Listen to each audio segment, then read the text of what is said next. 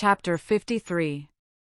It was a dark night, though the full moon rose as I left the enclosed lands and passed out upon the marshes. Beyond their dark line there was a ribbon of clear sky, hardly broad enough to hold the red large moon. In a few minutes she had ascended out of that clear field, in among the piled mountains of cloud. There was a melancholy wind, and the marshes were very dismal. A stranger would have found them insupportable, and even to me they were so oppressive that I hesitated, half inclined to go back. But I knew them well, and could have found my way on a far darker night, and had no excuse for returning, being there. So, having come there against my inclination, I went on against it. The direction that I took was not that in which my old home lay, nor that in which we had pursued the convicts. My back was turned towards the distant hulks as I walked on, and, though I could see the old lights away on the spits of sand, I saw them over my shoulder. I knew the Limekill as well as I knew the old battery, but they were miles apart, so that, if a light had been burning at each point that night, there would have been a long strip of the blank horizon between the two bright specks. At first, I had to shut some gates after me, and now and then to stand still while the cattle that were lying in the banked-up pathway arose and blundered down among the grass and reeds. But after a little while I seemed to have the whole flats to myself. It was another half-hour before I drew near to the kiln. The lime was burning with a sluggish, stifling smell, but the fires were made up and left, and no workmen were visible. Hard by was a small stone quarry. It lay directly in my way, and had been worked that day, as I saw by the tools and barrows that were lying about. Coming up again to the marsh level out of this excavation, for the rude path lay through it, I saw a light in the old sluice house. I quickened my pace, and knocked at the door with my hand. Waiting for some reply, I looked about me, noticing how the sluice was abandoned and broken, and how the house, of wood with a tiled roof, would not be proof against the weather much longer, if it were so even now, and how the mud and ooze were coated with lime, and how the choking vapor of the kiln crept in a ghostly way towards me. Still there was no answer, and I knocked again.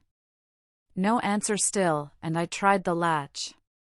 It rose under my hand, and the door yielded. Looking in, I saw a lighted candle on a table, a bench, and a mattress on a truckle bedstead. As there was a loft above, I called, "Is there anyone here?" but no voice answered. Then I looked at my watch, and, finding that it was past 9, called again, "Is there anyone here?" There being still no answer, I went out at the door, irresolute what to do. It was beginning to rain fast. Seeing nothing save what I had seen already, I turned back into the house, and stood just within the shelter of the doorway, looking out into the night. While I was considering that someone must have been there lately and must soon be coming back, or the candle would not be burning, it came into my head to look if the wick were long. I turned round to do so, and had taken up the candle in my hand, when it was extinguished by some violent shock, and the next thing I comprehended was, that I had been caught in a strong running noose, thrown over my head from behind. "Now," said a suppressed voice, with an oath, "I've got you." "What is this?" I cried, struggling. "Who is it? Help! Help! Help!" Not only were my arms pulled close to my sides, but the pressure on my bad arm caused me exquisite pain. Sometimes, a strong man's hand, sometimes a strong man's breast, was set against my mouth to deaden my cries, and with a hot breath always close to me, I struggled ineffectually in the dark, while I was fastened tight to the wall. "And now," said the suppressed voice, with another oath, "call out again, and I'll make short work of you." Faint and sick with the pain of my injured arm, bewildered by the surprise, and yet conscious how easily this threat could be put in execution, I desisted, and tried to ease my arm were it ever so little. But, it was bound too tight for that. I felt as if, having been burnt before, it were now being boiled. The sudden exclusion of the night, and the substitution of black darkness in its place, warned me that the man had closed a shutter. After groping about for a little, he found the flint and steel he wanted, and began to strike a light. I strained my sight upon the sparks that fell among the tinder, and upon which he breathed and breathed, match in hand, but I could only see his lips, and the blue point of the match, even those but fitfully. The tinder was damp, no wonder there, and one after another the sparks died out. The man was in no hurry, and struck again with the flint and steel. As the sparks fell thick and bright about him, I could see his hands, and touches of his face, and could make out that he was seated and bending over the table, but nothing more.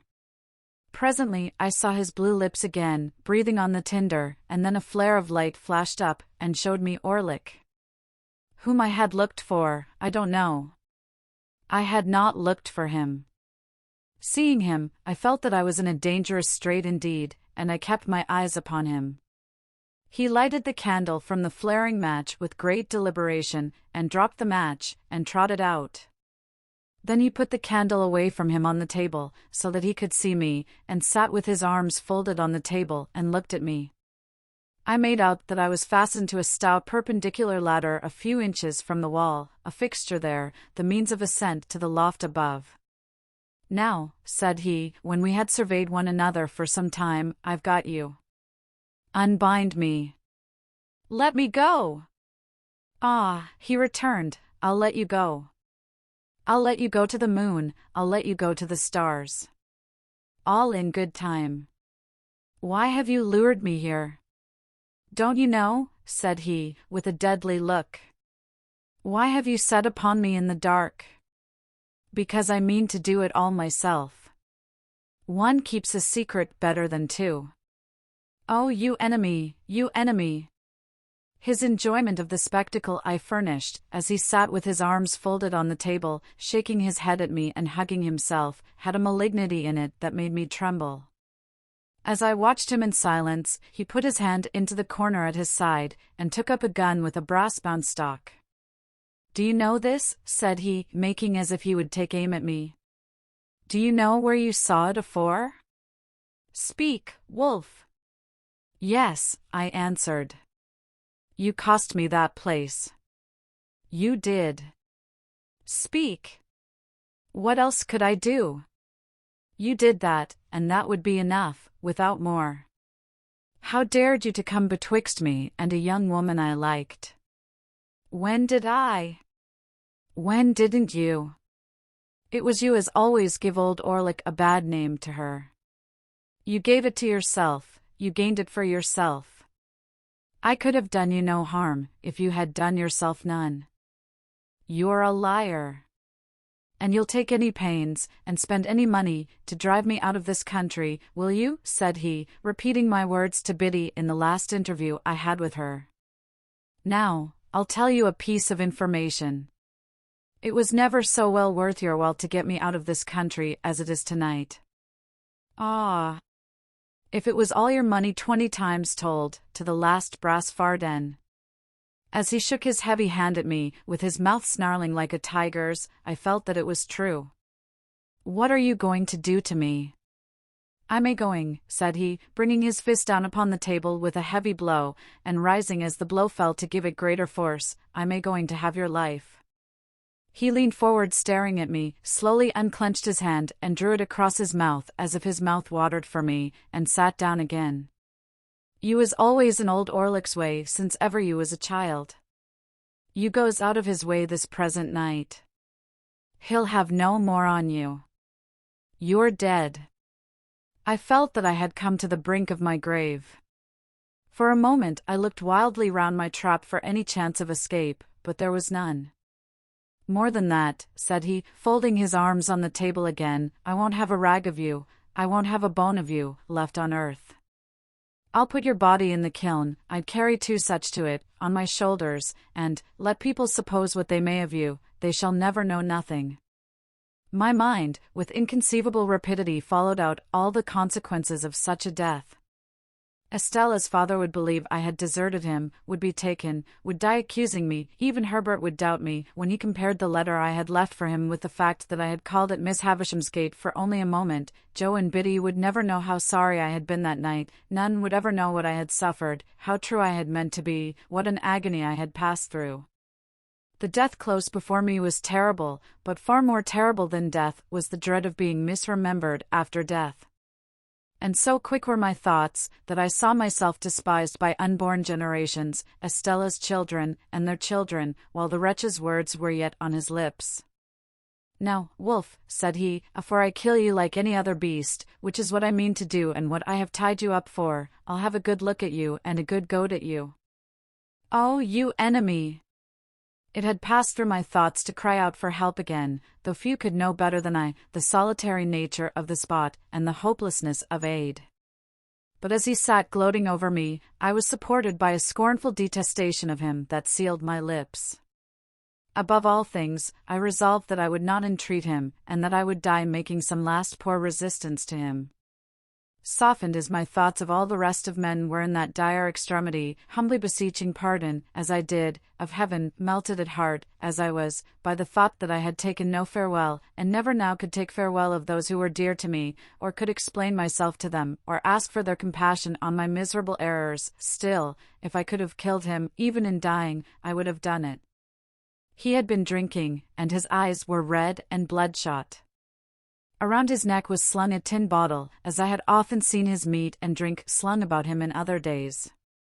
He brought the bottle to his lips, and took a fiery drink from it, and I smelt the strong spirits that I saw flash into his face.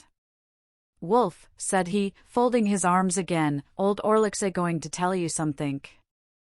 It was you as did for your shrew sister. Again my mind, with its former inconceivable rapidity, had exhausted the whole subject of the attack upon my sister, her illness, and her death, before his slow and hesitating speech had formed these words. It was you, villain, said I. I tell you it was your doing, I tell you it was done through you, he retorted, catching up the gun, and making a blow with the stock at the vacant air between us. I come upon her from behind, as I come upon you tonight. I give it her. I left her for dead, and if there had been a lime kill as nigh her as there is now nigh you, she shouldn't have come to life again. But it warn't old Orlick as did it, it was you.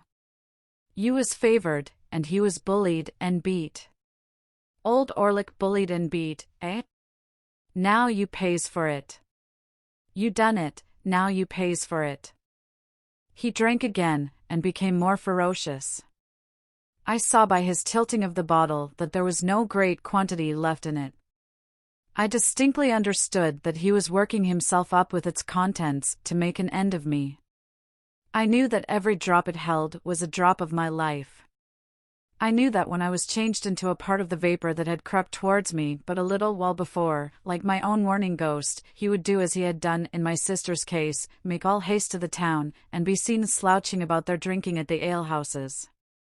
My rapid mind pursued him to the town, made a picture of the street with him in it, and contrasted its lights and life with the lonely marsh and the white vapor creeping over it, into which I should have dissolved. It was not only that I could have summed up years and years and years while he said a dozen words, but that what he did say presented pictures to me, and not mere words. In the excited and exalted state of my brain, I could not think of a place without seeing it, or of persons without seeing them. It is impossible to overstate the vividness of these images, and yet I was so intent, all the time, upon him himself, who would not be intent on the tiger crouching to spring, that I knew of the slightest action of his fingers. When he had drunk this second time, he rose from the bench on which he sat, and pushed the table aside. Then, he took up the candle, and, shading it with his murderous hand so as to throw its light on me, stood before me, looking at me and enjoying the sight. Wolf, I'll tell you something more. It was old Orlick as you tumbled over on your stairs that night. I saw the staircase with its extinguished lamps. I saw the shadows of the heavy stair rails, thrown by the watchman's lantern on the wall. I saw the rooms that I was never to see again, here, a door half open, there, a door closed, all the articles of furniture around. And why was old Orlick there? I'll tell you something more, Wolf. You and her have pretty well hunted me out of this country, so far as getting a easy living in it goes, and I've took up with new companions, and new masters. Some of 'em writes my letters when I once 'em wrote, do you mind, writes my letters, Wolf. They writes 50 hands, they're not like sneaking you, as writes, but one. I've had a firm mind and a firm will to have your life, since you was down here at your sister's burying. I ha'n't seen a way to get you safe, and I've looked arter you to know your ins and outs. For, says old Orlick to himself, somehow or another I'll have him. What? When I looks for you, I finds your Uncle Provis, Mill Pond Bank, and Chinks Basin, and the old green copper rope walk, all so clear and plain.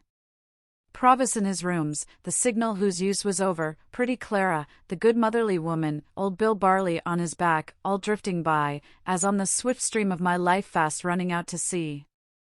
You with a uncle too? Why, I knowed you at Gargary's when you was so small a wolf that I could have took your weason betwixt this finger and thumb and chucked you away dead, as I'd thoughts o' doing, odd times, when I see you loitering amongst the pollards on a Sunday, and you hadn't found no uncles then. No, not you. But when old Orlick come for to hear that your Uncle Provis had most like where the leg iron what old Orlick had picked up, filed asunder, on these meshes ever so many year ago, and what he kept by him till he dropped your sister with it, like a bullock, as he means to drop you, hey, when he come for to hear that, hey?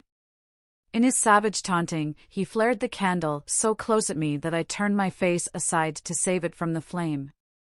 Ah, he cried, laughing, after doing it again, the burnt child dreads the fire. Old Orlick knowed you was burnt, old Orlick knowed you was smuggling your Uncle Provis away, old Orlick's a match for you and knowed you'd come tonight. Now I'll tell you something more, Wolf, and this ends it. There's them that's as good a match for your Uncle Provis as old Orlick has been for you. Let him wear them when he's lost his navvy. Let him wear them when no man can't find a rag of his dear relation's clothes, nor yet a bone of his body.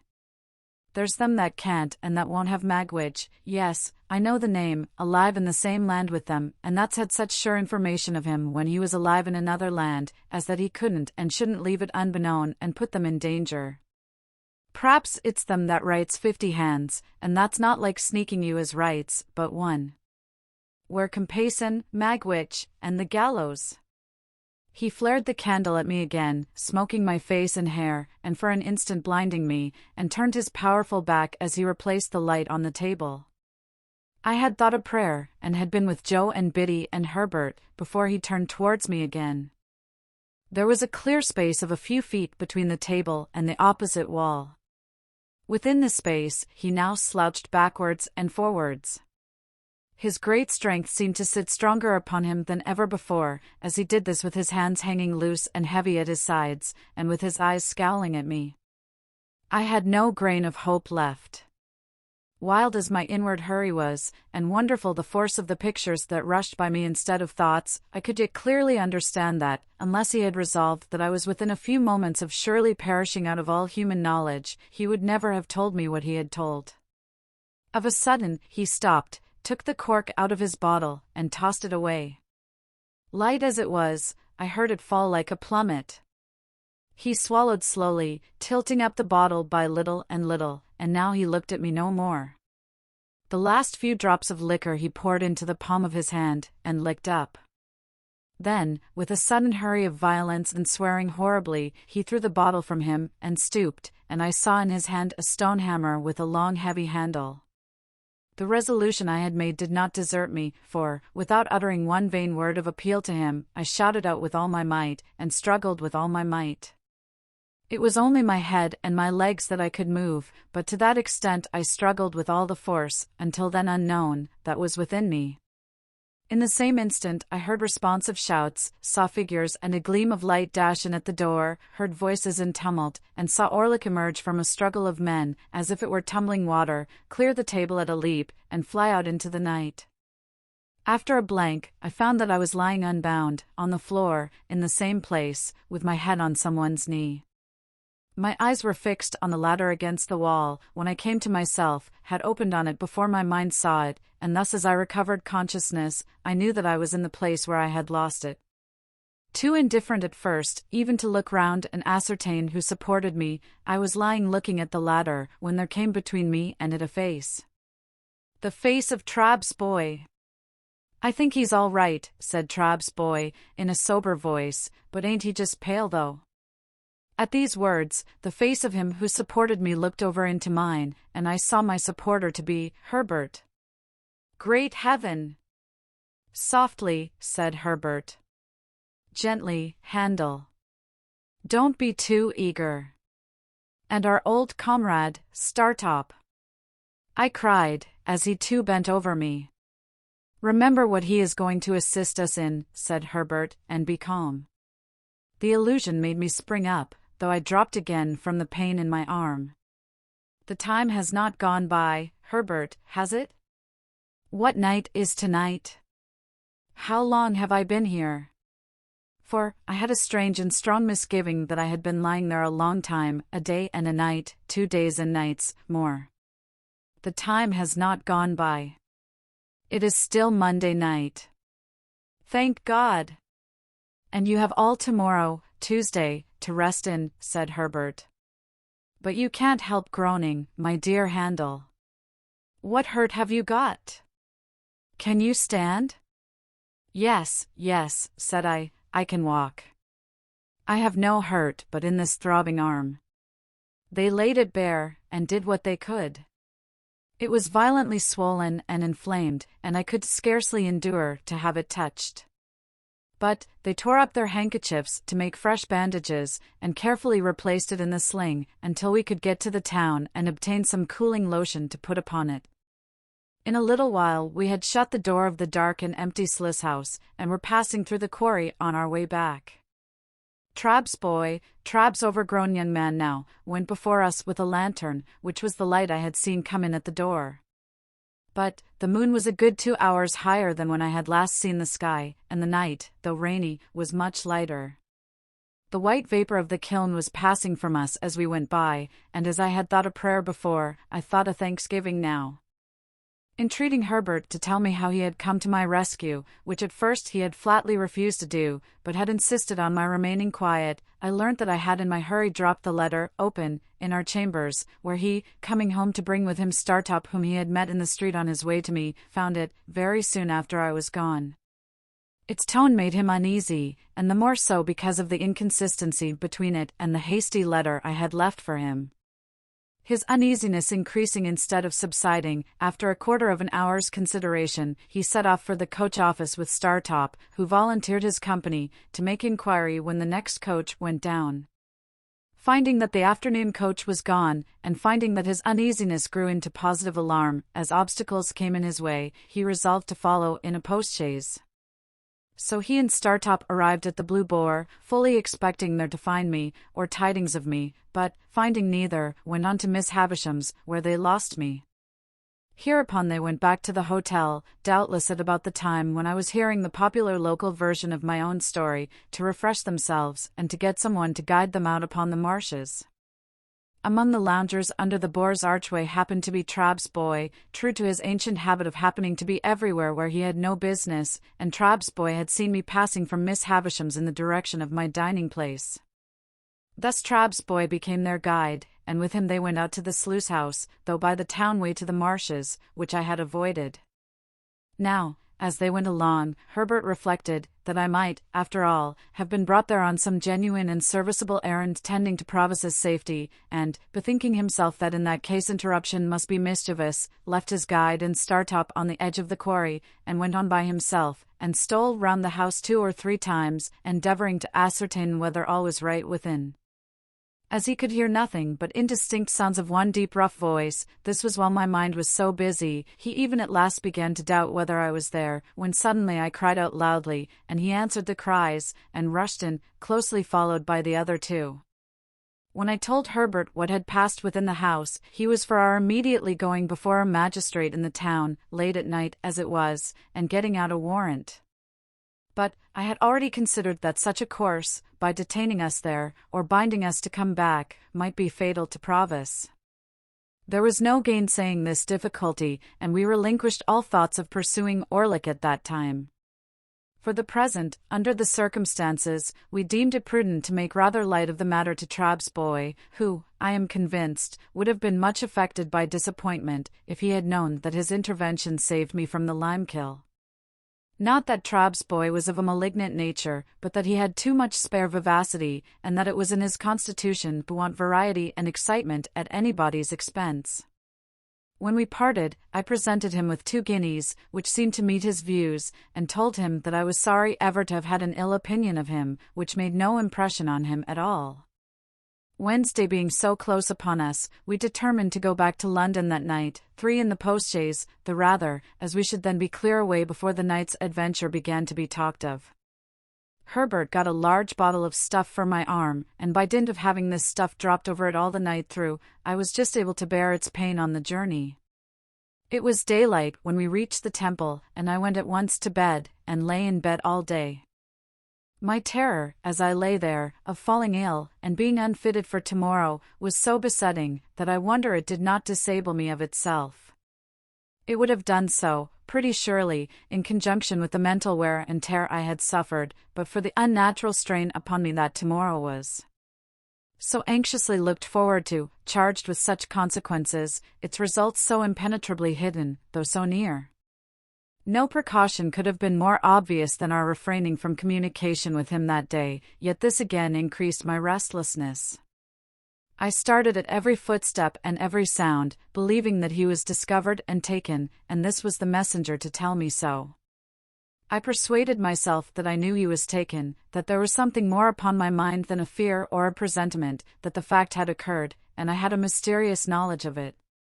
As the days wore on, and no ill news came, as the day closed in and darkness fell, my overshadowing dread of being disabled by illness before tomorrow morning altogether mastered me. My burning arm throbbed, and my burning head throbbed, and I fancied I was beginning to wander. I counted up to high numbers, to make sure of myself, and repeated passages that I knew in prose and verse. It happened sometimes that in the mere escape of a fatigued mind, I dozed for some moments or forgot, then I would say to myself with a start, now it has come, and I am turning delirious. They kept me very quiet all day, and kept my arm constantly dressed, and gave me cooling drinks. Whenever I fell asleep, I awoke with the notion I had had in the sluice house, that a long time had elapsed and the opportunity to save him was gone. About midnight I got out of bed and went to Herbert, with the conviction that I had been asleep for 24 hours, and that Wednesday was past. It was the last self-exhausting effort of my fretfulness, for after that I slept soundly.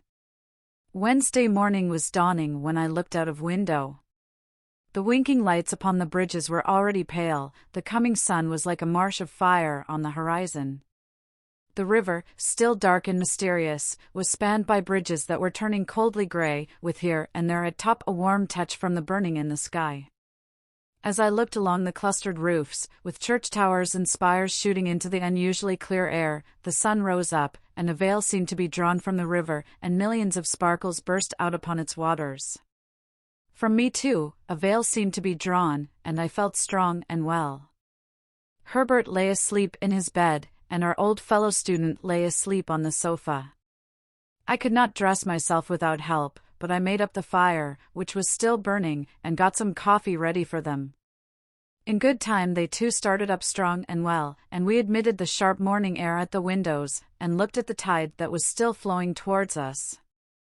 "When it turns at 9 o'clock," said Herbert, cheerfully, "look out for us, and stand ready, you over there at Mill Pond Bank."